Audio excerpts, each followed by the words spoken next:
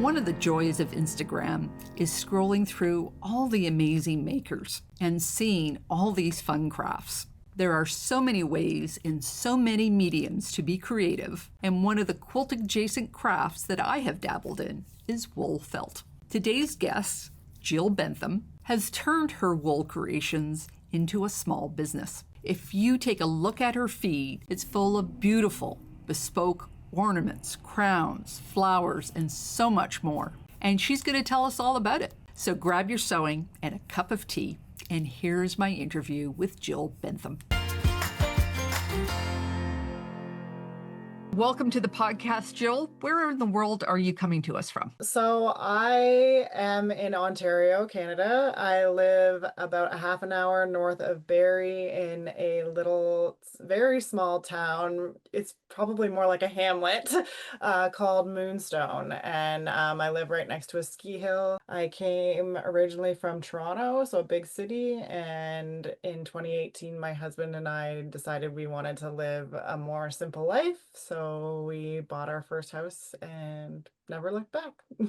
I see your pictures on your Instagram feed. It looks like a beautiful, idyllic place in the woods. It really is an idyllic place to live, yes.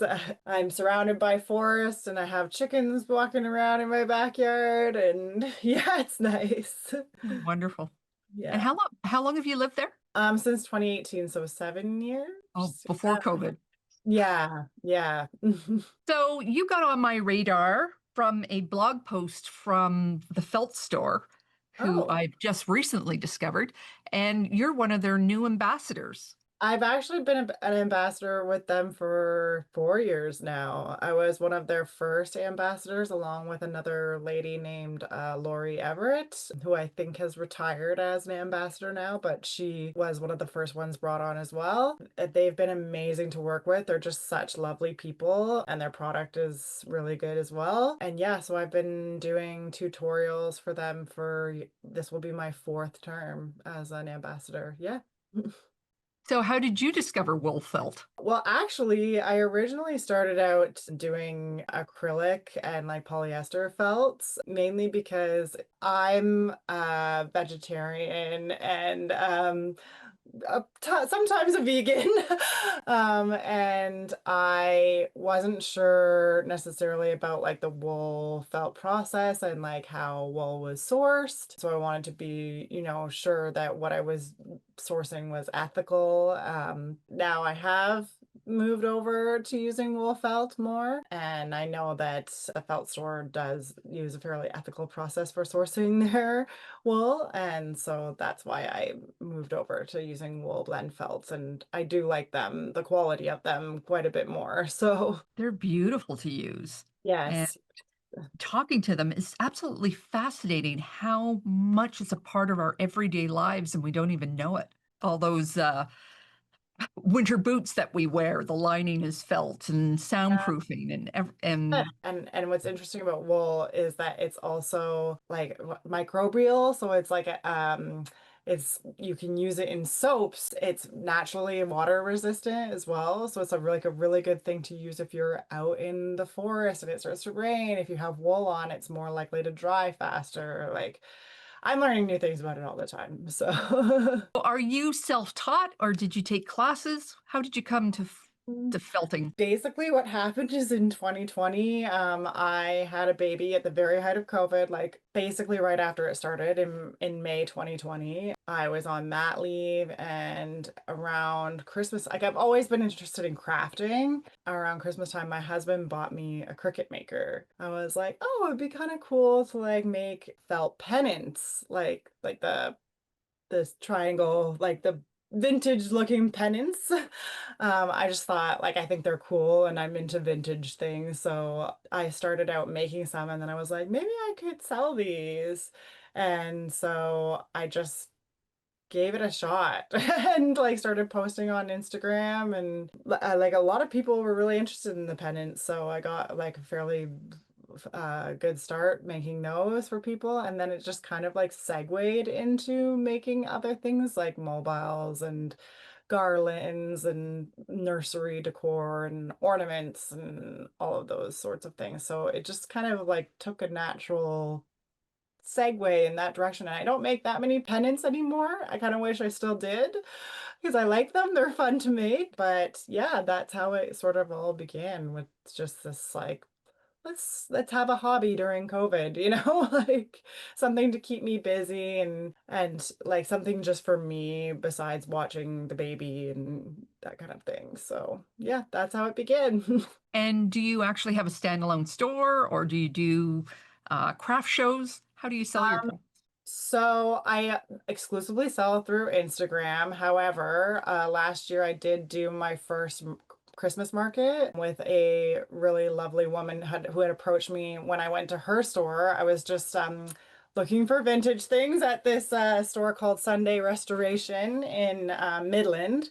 And this lovely lady, Jacqueline, who owns the store, and I got talking and I mentioned, oh, yeah, I have a small business too. And then she said, oh, well, I do this Christmas market every year in November. You seem like you'd be a perfect fit for it. And so I thought, what do I have to lose? Like, and so I joined her Christmas market and I'm doing it again this year as well. I did really well at it last year.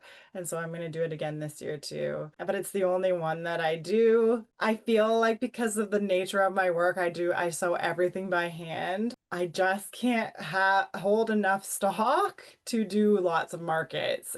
Everything is it's a slow process. So even with me preparing for this particular market, like I start preparing in the summer and prepare all the way up until November. So I would love to do more markets, but I'll have to get better with a sewing machine or something to make it a faster process because I can't sew fast enough. You have an incredible eclectic mix of items that you make. You make birds and pine cones and Disney characters and all these other wonderful things. I think I just saw one with teeth, Oh, did you? I'm trying to think of which that one was. but you make crowns, you make all Mm. sorts of things. So just anything goes. Do people contact you with totally Yeah. new ideas? Yeah, so like in my tagline on Instagram, it says like custom. So you come to me with an idea. If I don't feel that I have the expertise to try it or tackle it, like I would definitely be honest with people. And like I've met so many other wonderful makers in this space. So it's easy for me to be like, you know what, I might not be the best person for that job, but I know these people and I'll give them like a list of other people that they can reach out to. Like most things, I'm willing to give it a shot. So the challenge with that is that I'm generally very bad at quoting myself because I'll be like, oh, I think it'll take this much time and this many materials and labor and whatever, and then I usually underestimate how long it will take. So that's my only challenge with custom work, but I do love it because I'm never making the same, well, I do make the same things more than once, but like I tend to get to try new things all the time, which is sort of what keeps it interesting and fun for me. I don't want to make the same things over and over again all the time. So Do you work exclusively with felted product or do you ever try fabrics or no, like my name is the felted fawn, right? So that's my niche. That's what I work with. I make these little tin mice. And so I might have like, well, I'll have the tin or I'll have like patterned paper on the background or things like that. I have, is it flannelette, I think it's called, that I'll make a little blanket for the mouse out of or something like that. But pretty much it's felt. and do you buy your felt from the felt company in the big rolls or are you buying them still in the squares? I buy usually by the yard. So occasionally I will buy in the squares if I only need a little bit, or sorry, I guess it's more like a rectangle, but I will buy in the sheets, the felt sheets, if I only need a little bit of a color or something like that. Like I recently had a client who I made this beautiful goose and wildflower mobile for, and she wanted very, very specific colors. She had picked them all out, so I only ordered like what I needed in those colors. So in some cases, it would just be a sheet or a couple of sheets. But when I order from the felt store, I almost always order by the yard. And so it comes in like not in a huge roll, but it will come folded up and then I will cut it into the sheet sizes that I need. And I have quite a bit of stock. It's a little bit of a mess back there, but I have quite a bit of stock. Every time I see something running out, I'll like make a mental note of it and then I'll order because you just never know when somebody will order something and you'll need that color. So it's better to just have it available at all times. So So yeah. do you use their wool also to stuff your items? No, I use polyfill. It's funny because it seems this consistency seems to change from or batch to batch. Because sometimes I'll be like, oh, I really like this consistency, and then the next time I get it, I won't like it. Like right now, I'm not really that keen on what I got. So yeah, but no, I use polyfill. I'll even sometimes if I have like an old pillow or something that I'm not using anymore, I'll repurpose the stuffing from inside a pillow or whatever. I try to like upcycle as much as I can. Same thing with my packaging. I know some people will buy packaging, like specific packaging, but I try to, I'm getting all these boxes from Amazon and things like that anyways. I might as well reuse them. So as long as Yeah. they're like the right size, I try to repurpose as much as possible. Now, the name of your company is the Felted Fawn. So did you ever do any of that felting that to make those characters? So I have tried it. I have a friend of mine who's very crafty. She's never sold any of her stuff, but I always tell her that she should. And I've done needle felting with her a couple of times just for a fun craft night. I would say I have a ways to go before I'm good at that. I've seen some amazing needle felting artists online, and it's becoming more of a sculpting thing at that point, right? So, I would like to get more into it, but I just time gets away from me. So, You've got multiple layers of felt that you're using when you're making your items. You've got the back, you've got the top, and then there may be a couple of extra pieces going on. Are you using the same type of felt throughout it, or are you using different thicknesses or different types? so that depends. I ideally would like to use the same type of felts all the time, but I have different types of felt here in the studio, like things that I haven't used up, or if it's like the right color. For example, right now I'm making these little stitches. The nose is acrylic felt because I didn't have wool felt in that color. So, but everything else is the wool blend felt. It's just the nose. So it depends on what I have in stock. Eventually, I'd like to build up everything in the same type, but I try to use as much of as I can before I go and purchase a new batch of it. So. I think the acrylic wool colors are brighter than the They wool can ones. be, yeah, yeah. Do you ever make a choice because of that? Sometimes, with this particular project, it was just that the nose was the right color. I don't think I have a dark blue in the wool blend, so that'll be on my list for when it runs out to get it in the wool blend. So, but I find they're at the felt store, their colors are pretty consistent, like across the board. Like the acrylic and the wool blend are pretty much the same color. Like I'll show you right here. This is the acrylic.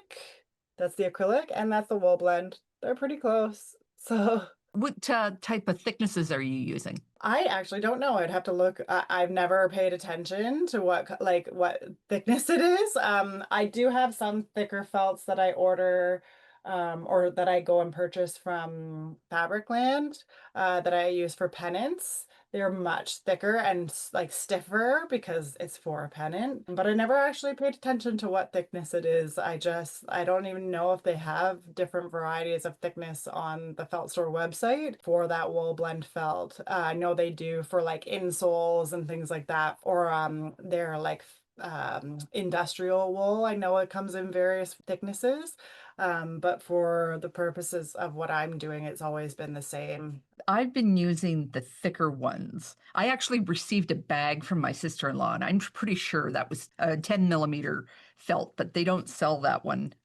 through the felt store. But Hmm. I've been using the 5, and I was able to make a nice, usable, like practical laptop case out of it. Oh, okay. And I've made a couple of other ones for some travel bags and things like that. Like I find it really if you need to make a bag quickly, you don't need to do any seams or anything. It's just really nice just to cut it and basically have what you need with a couple of stitches. I Mm. also find that I can use my embroidery stitches from my sewing machine on them too. It goes through, you just need to use a strong needle, but it'll go through that thicker stuff, no problem. So wool has been a wonderful discovery for me because I just don't have the skill, the bag making skill and things like that. But I Mm. have all these electrical components that I need to cover. So it's just nice to make a quick wool thing to do. I'm actually wanting to make a wool, not a table, but sort of a flatter box so that when we travel, we can use it to roll dice for a game or something like that and doesn't make so much noise. It's Cute. just amazing how practical that product is. It's versatile for sure, definitely. But it's funny because you're on the opposite end of the spectrum where you're like obviously very good with a sewing machine, and I'm the one who does everything. Like I'm sure that you're wonderful, but with hand stitching as well. But it's actually one of my goals. I would like my mama has taught me how to use a sewing machine, but I'm just not that confident with it. So I just need it's one of those things that I'd like to eventually get back into, maybe take a course or something like that. So If anybody looks at your Instagram feed, they're going to be jealous because you have a she shack in your backyard here. yeah, I've been there right. Tell me a little bit about how that happened.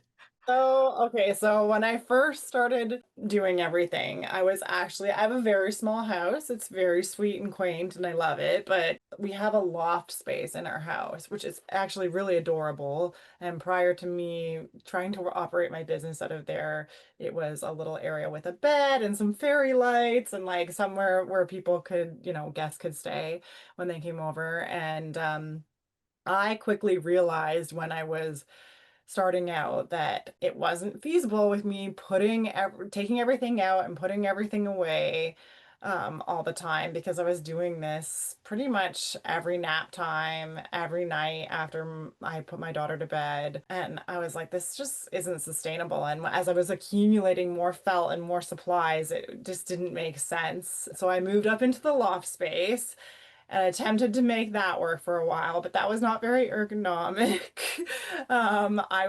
Because it's not, you can't even stand up fully in it. I can maybe go on my knees or something like that, but you can't even fully stand up in it. It also quickly became unsustainable. And so I said to my husband, and my dad and my husband are both very handy. Like, what do you think of the idea of like a she shed? We also have a bunkie on our property that my dad designed. So my dad designed me this she shed and we sourced all the materials. We again tried to do a lot of things like secondhand or repurposing. We found a bunch of windows that somebody was getting rid of on the side of the road. He designed the she shed around the windows that we found. I think we found the door as well. The two of them got to work building it for me, and they literally built everything. We found siding that matched our house so that it looks good on our property with our house. It's got a steel roof. It has air conditioning. It has a million plugs because my dad, anytime he designs something, he always says you can't never have too many plugs. So I've got lots of plugs. It's great. Honestly, it's when it was done, I was like, this is a dream come true. And it still is. I still love coming in here. It's my happy place. It's light, airy, beautiful. It's messy sometimes. It's messy right now, but but I love it. Yeah, he even did like built-in shelves for all of my felt. So everything is organized by color and it's amazing. Yeah. How difficult is it to manage business and being a mother? It was really difficult until she went to school. So she started school now. She's in her second year of kindergarten, so she's in senior kindergarten now. But prior to that, it was really hard, especially because she was one of the children that decided she didn't want to nap as of age 2. So she dropped her nap at age 2. And I was like, there's my daytime gone. And so I would almost exclusively work on my business in the evenings, and that meant very little time for my husband and I. So it did become really difficult. I stayed home with her for the first 4 years.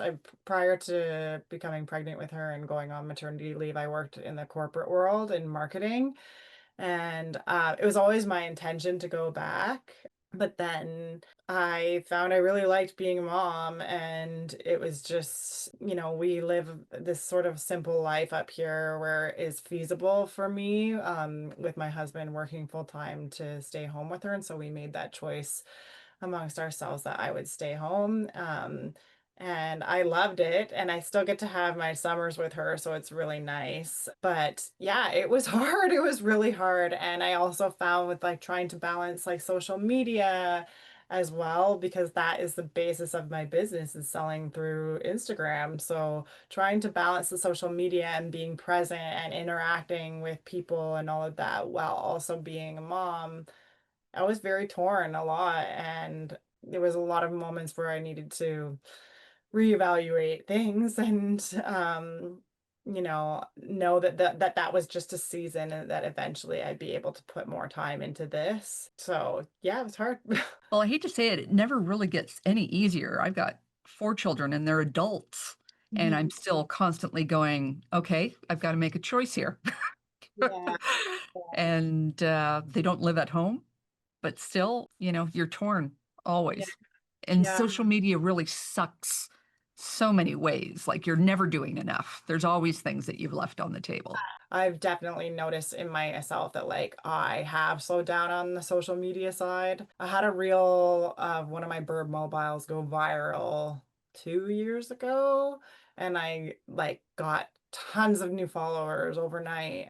It was really overwhelming. I think I expected to feel like, oh, this is amazing, but it actually felt very overwhelming. And I'm grateful because it meant a whole bunch of new business and things like that. But trying to maintain that after that explosion has been really, really challenging. I've been sitting like at the same number for probably like a year now. And if anything, I'm losing.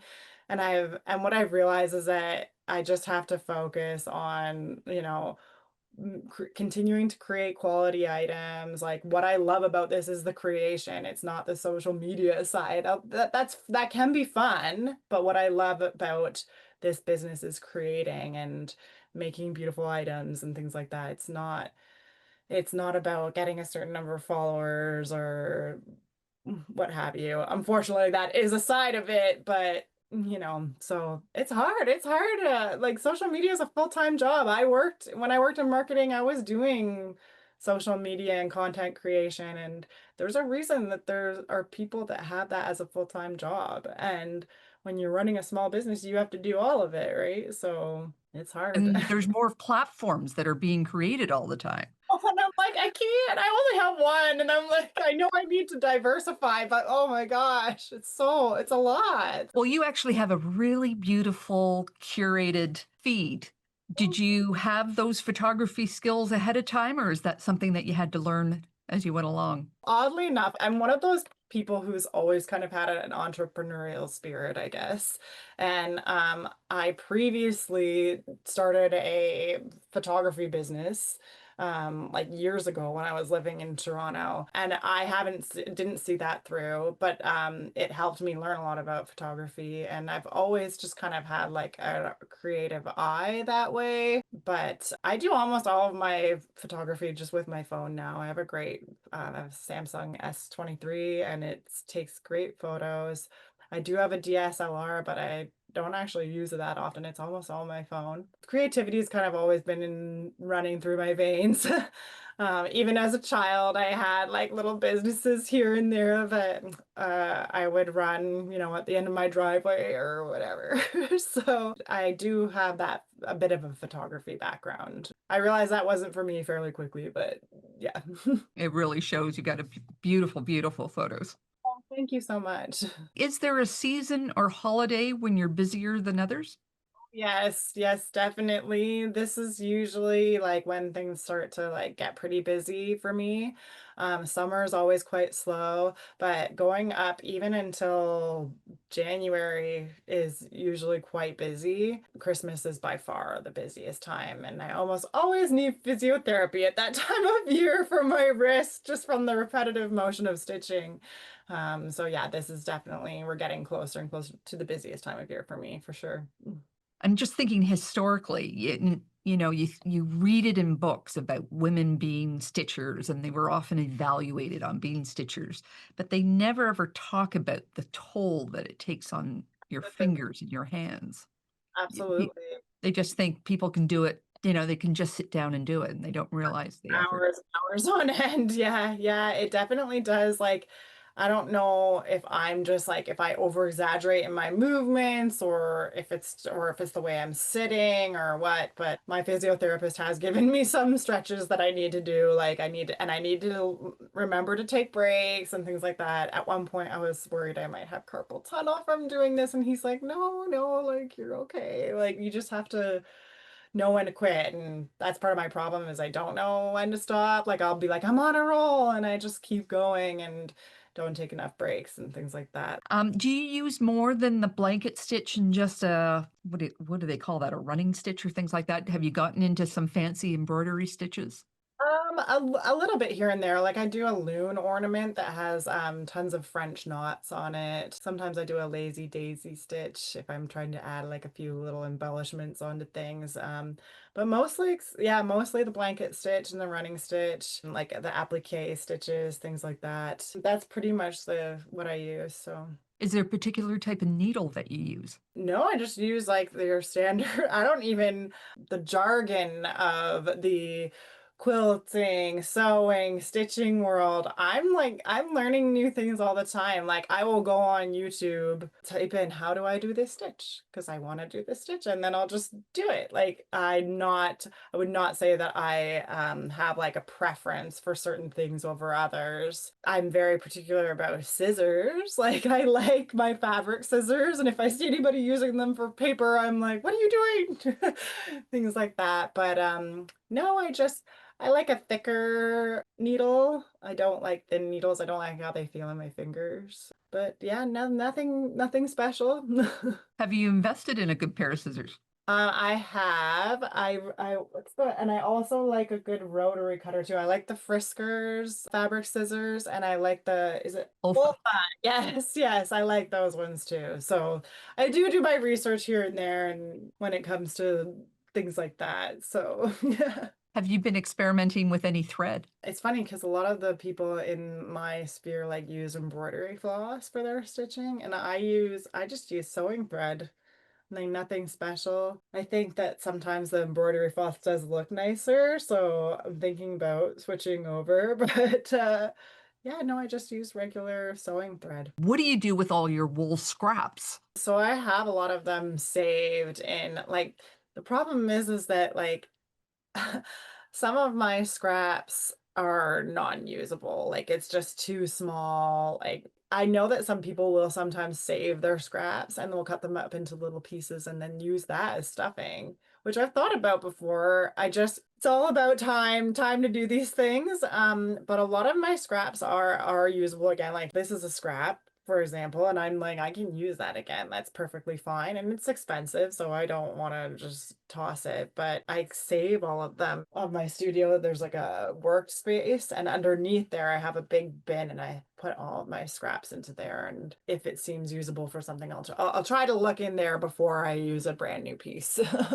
Does your daughter enjoy playing with the scraps? You know what? I've never actually like given them to her to play with, but she probably would like it. She loves coming in here because I have other craft supplies and things in here too. And she always, every day when she comes home from school, she's like, "What did you work on today?" And she wants to see what I made. And yeah, it's cool. That's like something that I love doing with her is crafting because I'm not like my husband's very creative, very playful. He's really good at like the play side, but I'm always like, let's make something out of clay or let's paint a picture or whatever. So I'm excited to see like how things evolve with her as she gets older and when she's more capable of using things like a needle and stuff like that, teaching her the stitching and stuff. That would be fun. So, yeah.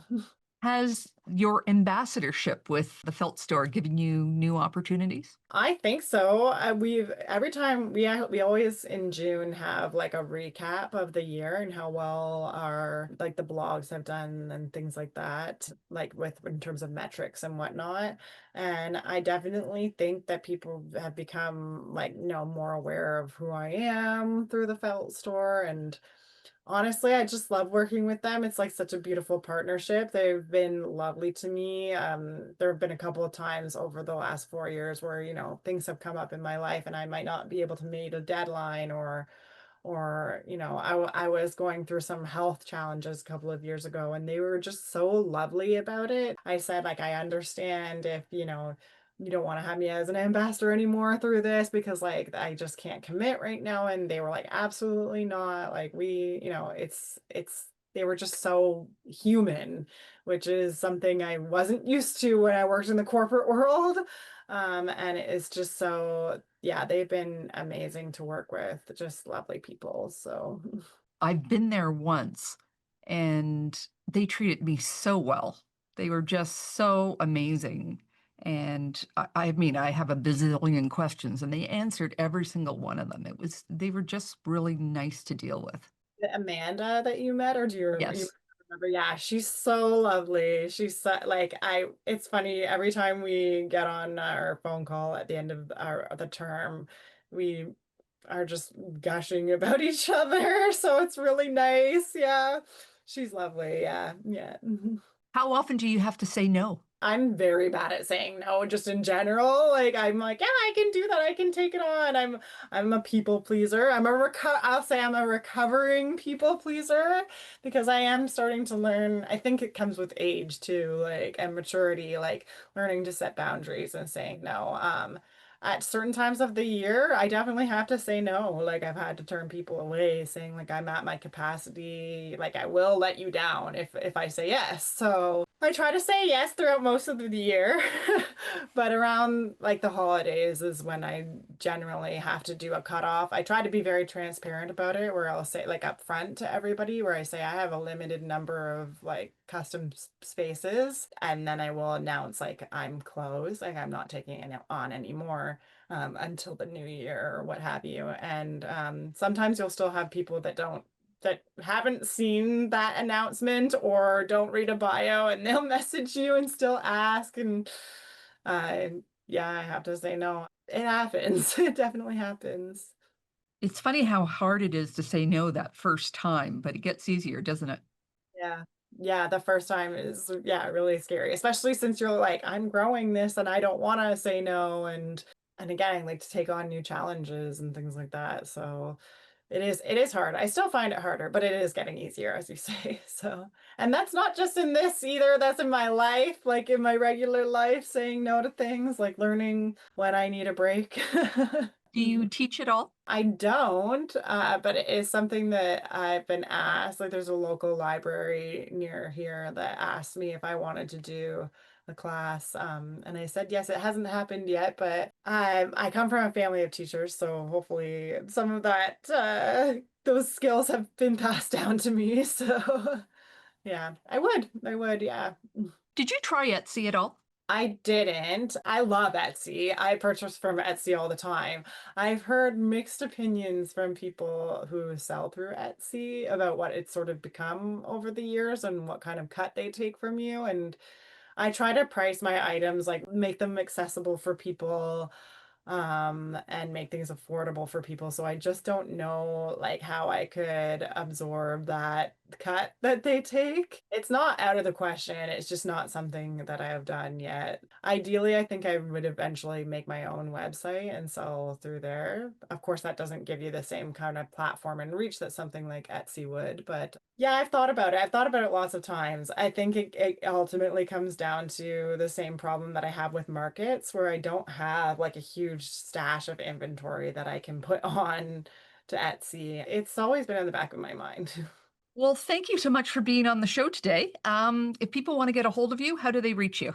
So you can reach me at the Felted Fawn, which is at the.felted.fawn on Instagram. And yeah, that's the best way to reach me. So you can send me a DM, and yeah, so Instagram's the best way. Thank Great. Well, thank you very much.